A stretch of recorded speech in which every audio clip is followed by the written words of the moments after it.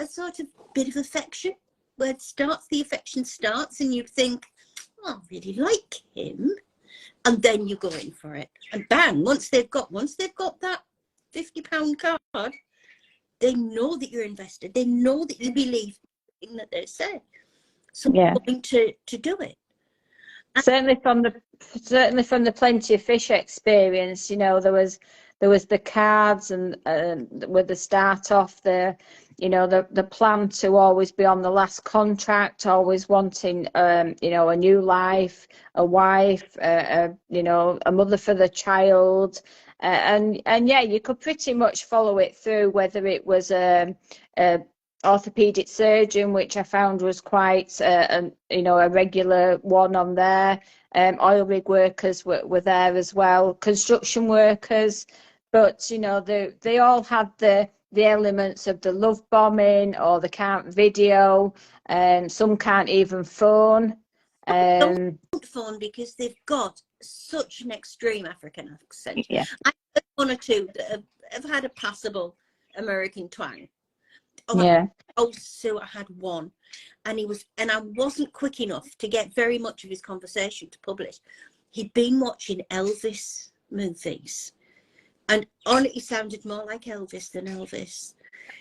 I just had to laugh. He really was funny. I've had them where they can barely speak. I've had them where they can't speak English. Mm. You know, it depends, and a lot of them, you know, because they do scam women who've got no English. Yeah. But with Kim and my lack of knowledge, I mean, he claimed that he was born in Istanbul, and he was 19 when he went to the States, which, you know, I'm not saying it's quite stabilizing, should I use the word, to hear Kevin's real voice now, because obviously, you know, to me, Kim's voice was coming out of Kevin's mouth. So when I see Kevin speak now and hear Kevin, it's a real slap to reality in a sense, you know. But with Kim, you know, the background of the Turkish was what, you know, kind of like justified him not speaking like I would expect him to speak, with an American accent to any degree. But, you know, from the Plenty of Fish experiences, there were all sorts of mixed backgrounds, you know. They might have lived in Germany and worked in America, or they were from America and they're out in Ukraine. Yeah, there was all sorts of reasons why they didn't sound like you would maybe expect them to sound if you did get a chance to speak to them. But personally, you know, I'm not familiar with anybody from Nigeria and Ghana, so, you know, 100% had no idea that he was West African. He had quite a high-pitched voice, I would say, which, you know, probably threw out the lack of accent to some degree. You know, I will say my best one was one who'd worked in South Africa for 6 weeks. That's why he had an African accent. But I did have one who was telling me about why he had a different accent, and he was on an oil rig, and the chickens but the cockroaches were cock-a-doodle doing outside. He was brilliant. Well, there was a circumstance with some kind of chicken kind of noises, some kind of like farmyard noises and such like, and he always claimed it was a TV, and I must admit there was some TV, there was something on in the background, and so that was justified again. And he turned it down, obviously, you know, so when I mentioned it and that. So, and he had a TV in his control room. So, don't you find they have an answer for everything? Oh, yeah, very much, yeah. And certainly, if I was, you know, throwing reasons for him to, you know, try this with the bank and try that with the bank. And obviously when it came to the end with my friend who was saying, you know, this American payment that he needs to make for his house and his taxes, and, you know, I could throw all this thing at him because, you know, obviously I was in the know. There was still all this, you know, I just need the money. I can't have my house taken, you know, I'll have to give my keys up, and you know, just all sorts. Yeah, you know. Yeah, and they do, and of course I think they disarm you because they've got that reply and they come straight back to you with, you know, the reply. There's Hollywood, all his red flags. He only started off with 2 red flags. Now he's got great long 9 of them. But yeah, you know, fine. We all know the red flags now. You know, I mean, it's donkey's years ago since one had a go at me. And I was very lucky, Sue, because I had the worst scammer in the world had a go at trying to scam me. And he was so bad, I kept thinking, really? But it was a 4-star general, and he loved me in 3 days, I have to say. But it's sad that we've got to hear, because, you know, Rebecca's back on. It's sad that we've got to hear the same story over and over. Yeah. How many people do will have the same but different story, but the same based story as you? And what really upsets me is how many people are going to be going through that right at this minute, who we do. They don't. It takes a long time, it takes a while for the doubts to come in. So how many other people are going to be sat there thinking they've got a new life coming and sending the money for it? Well, the presentation that I've created now for wherever I can send it and do it locally, or even online if I could ever like work out how to do it for anybody who wants it organisation wise or whatever, you know, that is my opening message, that, you know, albeit I'm going to speak about what happened to me, that my process here now, my mission here now is to basically grab somebody out of the same situation by spreading the word of what to look for, you know, and even from, you know, if it's not you, what your friend might be going through or your relative might be going through. You know, this thing about don't tell anybody about me will be a surprise when I arrive. We can tell them then that we've been, you know, in a relationship, talking for X number of months, etc. And they'll be so gobsmacked and pleased for us that it'll be a joy to meet your friends, kind of thing, you know. He'll charm them once he gets here. I've heard it all before. And it's sad because, you know, we're in a unique position here where we can hear it every day, 20 times a day. And that's really, really very sad. And you've got to, because I know, you know, I will say, I reveal at this point, you know, Kevin now. It's awful because Kevin can't do anything about it. And some of the guys you talk to, especially the military guys, the hate mail they get is disgraceful. They are more or less told, somebody told me in the week, they were going to sue one of our Navy guys, American Navy guys, not our Navy guys, not proper Navy, their Navy, because he should get a lawyer and he should get all his pictures off the internet because he can. And to tell, I mean, Kevin couldn't because it's his job, but try to tell people that they've got no choices. I mean, I naively wrote to Kevin thinking I would be the only one. That's how little I knew about it. And to get the response back from him, because he's fantastic, he's a real support, and you know, he's done the TV things with me now, speaking out from his point of view of how Facebook and Instagram don't, you know, take his pictures down.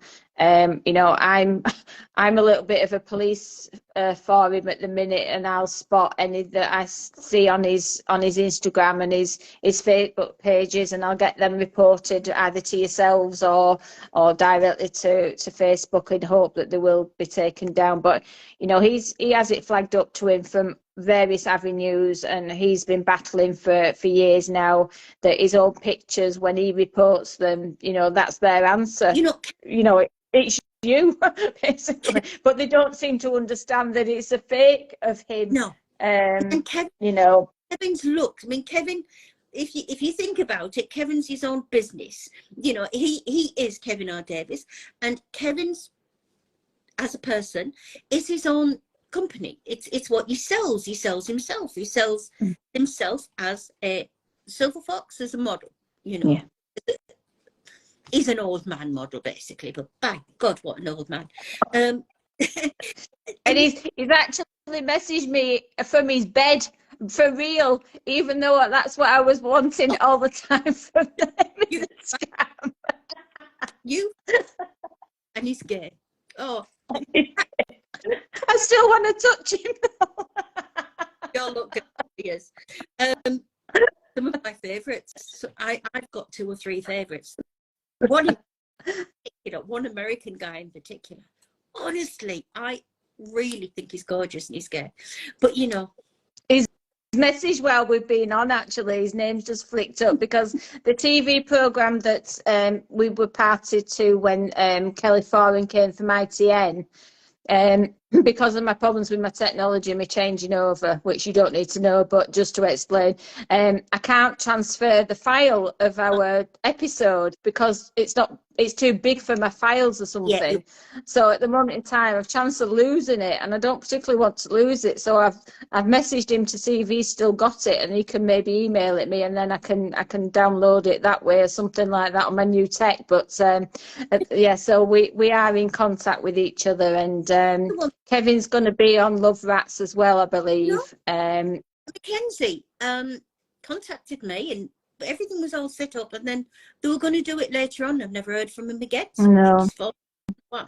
Well, Catherine Abellio from ITN, she was sorting her diary out to speak to me last week, and I've not heard from her. That was by email. I've even texted her and not had a reply back. And GB News, you know, I was on briefly for 2 minutes or so, and that was meant to be me going back on the next night to do the full 9 minutes that they were talking about doing with me. Even on the live, he said to me, you know, your story is worth, you know, telling, basically, and can you come back tomorrow night? And again, I've not heard anything. Having my nose shoved out a joint by, you know, the death of Rolf Harris, you know, as if we want to listen to dead paedophile stories, you know, feel a bit put out that I didn't get me and Kevin on TV because of him. You know, pushed aside for Rolf Harris is just, you know, but we get so close. I mean, we've been, yeah. I signed a disclaimer, I signed a warrant thingy, yeah, that Dr. Phil could use one of my live chats with James. Right. That was, I was really excited about that. Yeah. No. He did quite a bit with Good Morning America. Quite a bit with it. They dropped it. Kevin's going to be on ITV this morning, apparently, he said, but he's just been filming this weekend, and they did do one on Friday, I think it was. I got notification that there was something coming on, and I couldn't get to watch it. So I hope he's not missed out, because it's not regular enough, is it, that we have these stories when we know there's hundreds of thousands of us around the world that have been victims, and another 100,000 or so that's going through it right now. You know, it needs the exposure that it can get, and a hell of a lot more of it. I've got a thing written out, you know, which I change every now and again, and on a weekend I send them to newspapers, media outlets and things like that. Yeah. And I mean, the Guardian actually sent back to me and said, did you send this to the right people? Do you want to putting out as a letter to the editor? I said, no thanks. I wrote to every in Scotland. We have like you know, like your councils down in England. We have, you know, we have Argyll and Bute here, and we had, you know, Aberdeenshire and Dumfries and Galloway, and they've all got their own little paper, newspaper that's going on. And I wrote to every single one of those, and I didn't get even an acknowledgement back to use this as a, you know, just as a feature. And I wrote things like Loose Women, because I thought, what a great place to try and get on. I don't want to be on. They can talk about it. Yes, yeah. Talk about it. They can talk about it. Yeah. I tried that.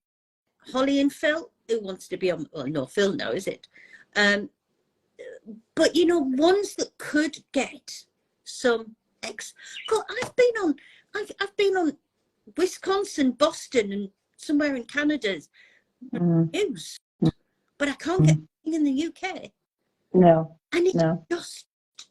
I think I did an ITN. Oh, I did a great ITN because I got a scammer to want to marry me, and within 3 days he'd asked me for £2,000. But Geraint Evans on IT News at 10 actually talked to him, and they filmed it. Oh, it was hilarious, but it was good. But you know, nothing was followed up with that. No, and we need more. We need something regular. We need this brought out. yes, You know, definitely. I say it all the time. I want to get to the point where, like you got that first contact from Kim, I want to where people will look at that contact and think, oh, it's one of those scammers, and just get rid of it. So they don't get sucked in. Because once they do on one or two things, they're going to do it. And you will be the first to agree that you do get sucked in, and you do get along with the story. You didn't question things for a long time. You know, and there's Julie. A lot of people are embarrassed to talk about it. The thing is, Julie, the problem I've got, and Sue knows my answer to this, the problem I've got is there's nothing wrong in being a victim. A victim means somebody's done something bad to you. You haven't done it to yourself. So why not, like Sue does, pick yourself up, put your big girl pants on, and talk about it? Because by talking about it now, since I've been involved with yourselves and other groups through people in America, you know, I said my friends in America, and I've been on another couple of chats and things like that, you know, and doing the magazines to different audiences. You know, Take a Break audience will be known magazines. There'll be different audiences. It's the only way that we can find these people in these situations and get the message out and get them out of the scams.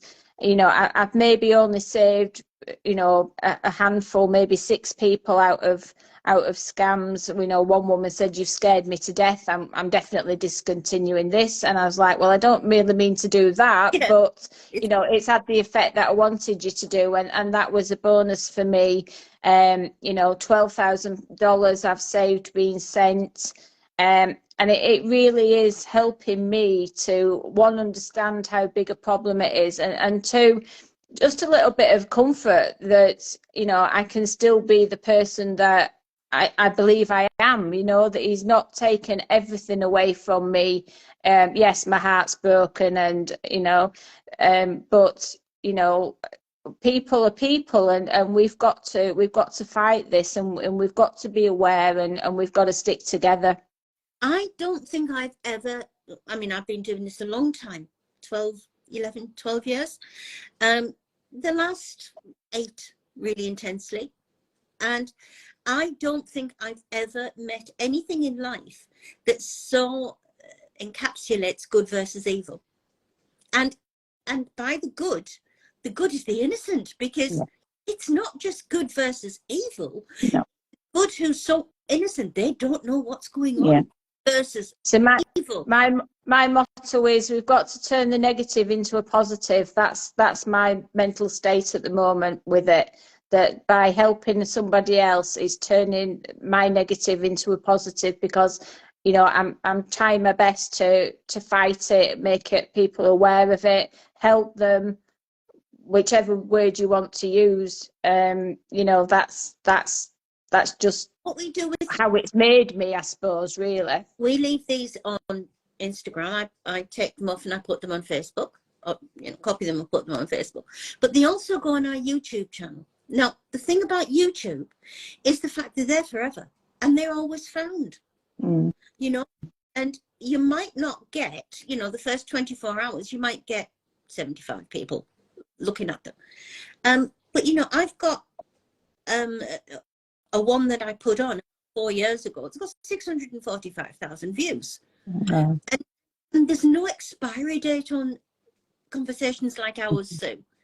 Yeah. Because it's always going to be relevant, because it's always going to happen. And it's always going to happen in much the same way. Yeah. So everything you say, whether you say it today or whether somebody's going to listen to it in 5 years' time, God forbid, that we know it's still going to be good. Yeah. To be relevant, because they do the same things to people. Yeah, they've got the tools to do the job, though, haven't they? You know, Google's helping them with these selling of American phone numbers. You know, no restrictions as to where these people are that are buying these phone numbers. You know, helping the people out in Ghana. Kim had 4 numbers in 16 months. And again, I didn't really question that. The first couple, one was his business, one was his home. Then he had a problem with a WhatsApp update, he said, and so he had to get a new number. And I think he might have taken Murphy, who was his assistant's spare SIM, which was his excuse for, you know, the third number. And I've lost track as to. But I think there was 4 or 5 numbers, and one didn't seem to work anyway at some stage. You know, but that's helping the scammers, isn't it? Using making these numbers available. If somebody applies for a Vermont phone number, they should live in Vermont, or they should be able to produce some evidence. What possible reason could there's Google Voice, there's Bandwidth, there's Envoy. What possible reason can they have to exist other than fraud? Yeah. You just explained very well there. If you live in Ghana or Nigeria or Cameroon, wherever, I can do it. We can do it. I could go on Google Voice and I could get a New York number. New York, I've only been once for a week, but you know, I do. I could go on and get a New York number, and I can register that number, and I can use it on my mobile phone. Yeah. Here, north of England, I can phone somebody, and it'll make it look as if I'm in New York. Yeah. That's right. It's wrong. Yeah, it's wrong. And I mean, you know, from my point of view, there was only one of the Plenty of Fish experiences where they used fake documents. And I was lucky enough that this document was, when I went onto Google to look at the address on it, it must have been being used for quite a long time. That, you know, if you're being told that this address will authorise American Navy Army personnel for holidays, then you have been scammed. But you know, the fact that everybody's, or not everybody's, but certainly, you know, passports from around the world, driving licenses from like where Kevin is in Alabama, somebody's managed to create one, because even though I knew that, you know, I'd been scammed by a photo of Kevin anyway, somebody decided to message me and said that he was Kevin, and Kevin was reaching out to his followers. He chose at random a couple a month. This account was specifically for that purpose, but it was the real him, and a driving license popped up. And it was only when this person asked me to jump onto WhatsApp that I got a little bit suspicious. Because again, I didn't know an awful lot about Kevin, but because he's so open and friendly and honest, I was thinking maybe he does do this, just to find out who his followers are and where, you know, we found him, kind of thing, because he's promoting himself in the UK now, and obviously, you know, he does what he does in America, etc. So I was almost fooled by a fake ID popping up, even though I knew about them. I don't know what an Alabama driving license should or shouldn't look like, but the fact that they've got them off Google is just mind-blowing to me. Everybody on that's always followed Scam Haters United, always from day one, I have the love of my life. Now, me and this person together since I was 17, because that's when I first. Now, Brian May, you can see him. But I saw him on your shoulder. Look, Brian May, Brian May is the guitarist on Queen. I came across. Brian. Right, I thought you meant the bird. Brian, no, that's Pin. That's That's peanut in Dutch, but that's another story. I thought that's where the camera was going when you just turned it around. I thought it was. Brian May, I can see him behind your shoulder, yeah. Two pictures of Brian, one's with dark hair and one's with grey hair, because we've gone grey together. And, you know, I discovered Brian at 17, and I've had a mad love affair with Brian. And we're on our 50th year this year. So I'm 67 now, and I fell in love with him when I was 17. So, you know, we're on our 50th year this year. He doesn't know I exist. No. But, you know, but somebody... And I did something on his page, something that he was doing, and I started to get scammers using Brian. Well, I ceased to be a lady, I can tell you. I really ceased to be a lady at that point. I was so furious. They're using my Brian. They'll use anybody. They're using my Brian. But yes, I don't let them use Brian. But they will use anybody. And, you know, the thing is, Sue, and you are beginning to realize how big it is. Just it's mad. how many people are doing it. Yeah. I mean, I can, you know, however bad an experience it was, and it really is the rapport with him and his personality and his friendship and the interaction with him, you know, that I really, really, really was hooked on, I suppose. It was like a drug, I guess. But it stayed with me that, you know, the effects of what we shared are major. But what I was going to say was, you know, there's a lot more people financially worse off than me. You know, people are ruined, or, you know, 4 years down the line, they're still paying off, they're still clamoring to recoup what they lost, etc. And, you know, if I can thank myself, you know, thank God, or you know, my lucky stars or whatever, then, you know, doing what I'm doing now and where this path's taken me, and working with Kevin as well, it's just mind-blowing on a different, you know, on a different path. We've got some families that we've dealt with, and I've got some friends, not friends I know, two friends that came to the page, and I was talking to them for quite a long time. Two young girls from Burma. They don't know what scams are in Burma. They don't even know what the outside world is like in Burma. And, you know, her American soldier got her to invest in Bitcoin, and it looked like she was making a pile of money. That's a new one, isn't it? Bitcoin. Get you, and I'll bring you to America. And so she did.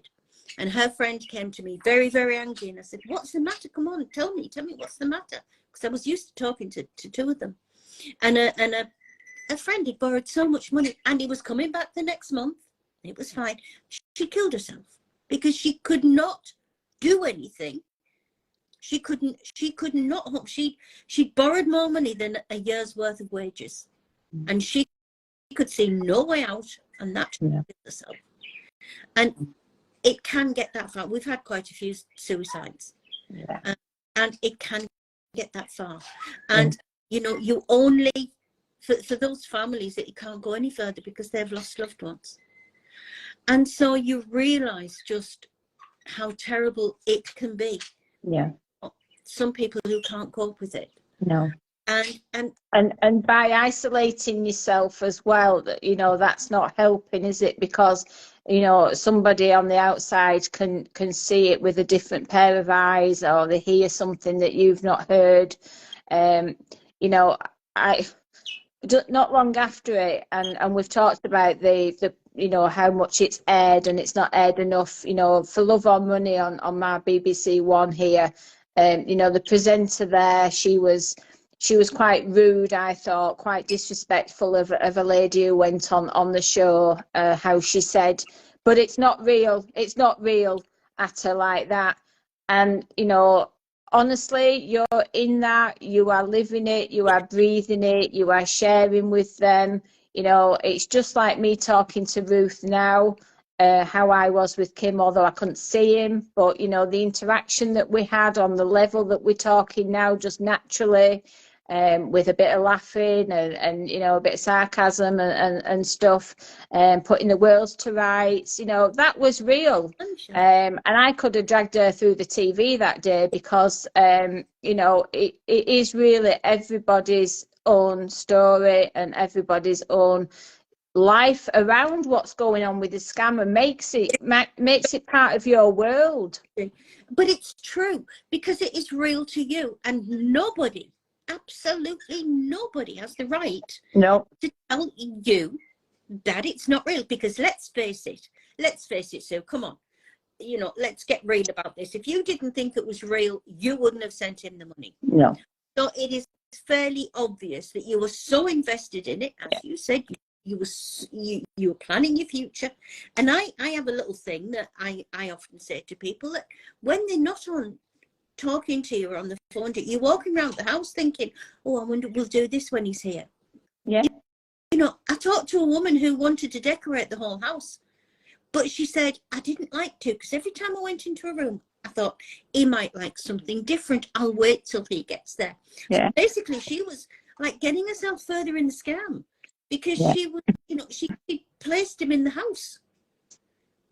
But I can still picture in my head now the house in Wales that he chose out of about 5 that I suggested off Rightmove for him one night. A cottage that, because I'd renovated one, that we found that he would love for me to have that chance to do that again. Sat drawing what I thought it could be, because he was due home in a week or so, and it was possible we could make the auction site for the house, because, you know, his contract was worth $1 million that he was on at the time. And even though he had the problems, it was still going to be worth $700,000 when they rewrote the contract and extended his term there. And, you know, it was a big business, and American dollars are big bucks. And, you know, even that was no kind of alarm bells ringing for me, because, you know, I was drawing the garden layout and picturing from visits to the garden centre what we might decorate it with, pictures of lamps and tables and God knows what else, and that's how real it was. And you know, part of me think, you know, how stupid I was at the time, or, you know, but I wasn't, because I believed it, you know, and I can laugh at it now. It's the wrong way, isn't it? Because, you know, it's like saying anything you believe, it's like saying it's stupid.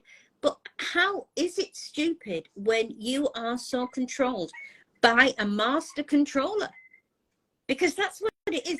It's not, and it's easy for people to, on the outside, to be able to say, I'd love a quid for every time somebody said to me, oh, I wouldn't fall for that. Oh, ridiculous, I wouldn't fall for that. And then I'm thinking, I bet you would, you know, because if you see, I've got a theory. Only nice people are scammed. I'm not nice, I know. But it's true that basically you were nice, you trusted, and you wanted to help him. Now, what is wrong with those 3 things? Because that was absolutely kicked back in your face. Because your Garnet knew that you were nice, that you trusted, and that you wanted to help. And is there anything worse in the world, Sue, than anybody using that? We set up, aren't we, the predators? Yes. You know, and whatever method they've got for finding, you know, you, if it is you, I don't know.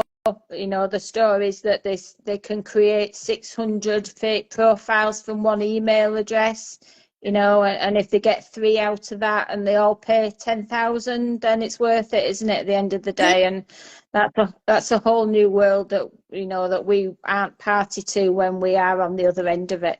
We have often tried to evaluate what they do, and we call it spray and pray. Basically, you get somewhere, not so much on Facebook, but on Instagram and TikTok, they will just spray it. They will just send up bang, bang, bang, bang, bang, and see what they get back. Yeah. We've often been able to work out that over half of what they send out, they get a reply back. Yeah. And 2/3 of those are sending money, because we know from people who contact us. Yeah. We know where we've had the same stories from the, you know, from the one account. So we know that the good ones, and most of them are getting this money. And I've been, you know, people have been said to me before about psychology. They study psychology. They do this. No, they don't. They know what works.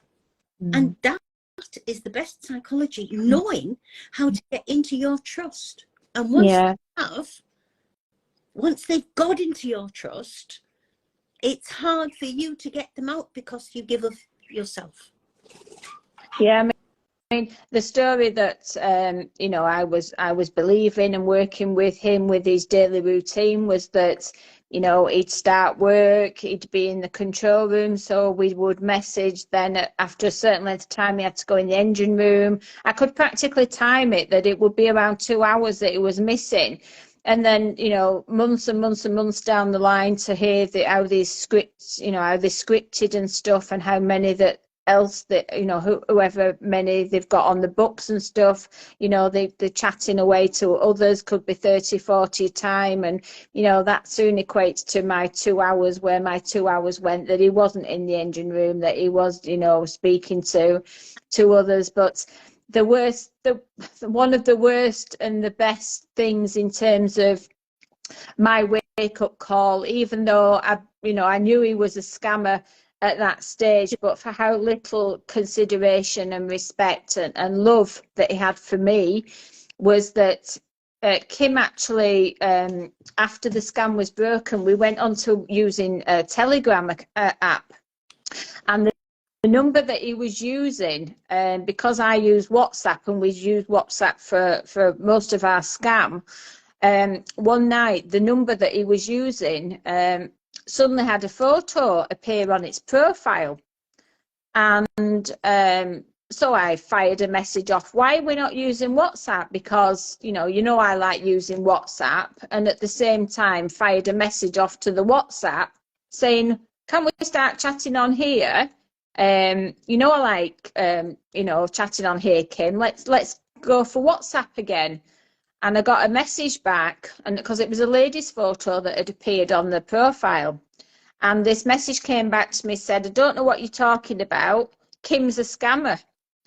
It turned out that the lady whose profile it was her number. He was piggybacking on a different app on that number.